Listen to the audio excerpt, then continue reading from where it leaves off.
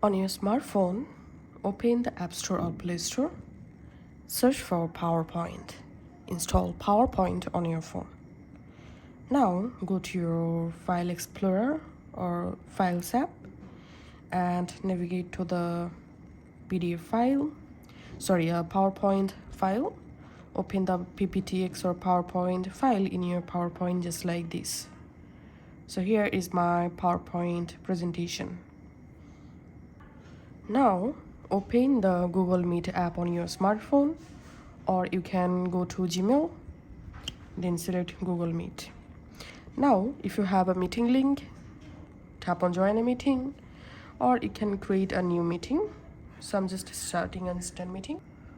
From your Google Meet, tap this three dot, tap on screen share, tap on continue, tap on share one app, tap on next, and share. Select your PowerPoint, and that's it. As you can see, I've successfully started to share my PowerPoint slides or presentation in my Google Meeting. Now I can easily show my presentation. So to stop your screen sharing, just go back to your meeting, tap on stop sharing.